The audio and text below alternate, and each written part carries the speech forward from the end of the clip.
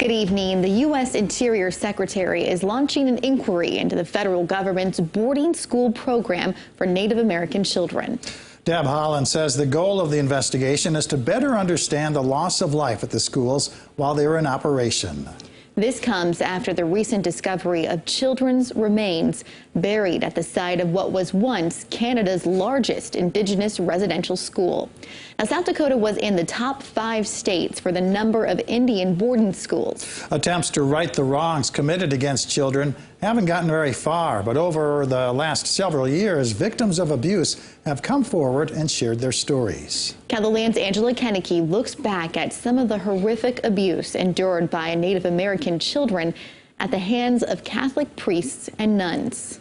I went back through our news archives, and in 2004, former boarding school students filed a lawsuit against the Catholic Diocese in both Sioux Falls and Rapid City over abuse that took place at St. Paul's Boarding School on the Yankton Sioux Reservation and St. Francis Boarding School on Rosebud.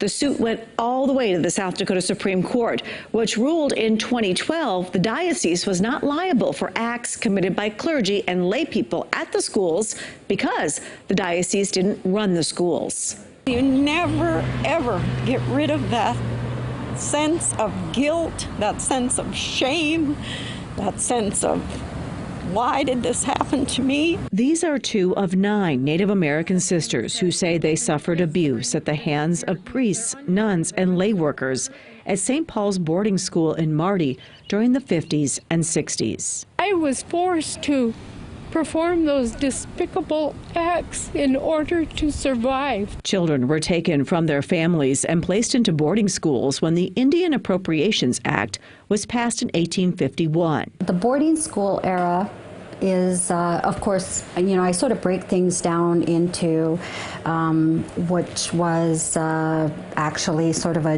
genocide era. In 1952, Dennis Seeley, born Cyril Dennis Isaac of Rapid City, was kidnapped from his mother on the Lake Traverse Reservation. He was put in a Sisseton orphanage. It was a horrendous place to be. They beat the kids there. At the age of 6, he was shipped out on a bus alone and sold for labor to an Illinois family for $10. I was cheap Indian labor.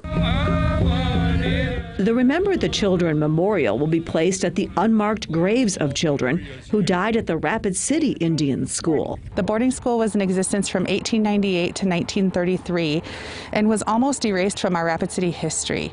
And to date, we found almost 50 children who had died while attending there.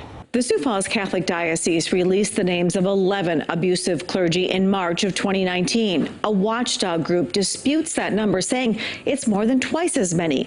The Rapid City Catholic Diocese released a list of 21 clergy who committed abuse.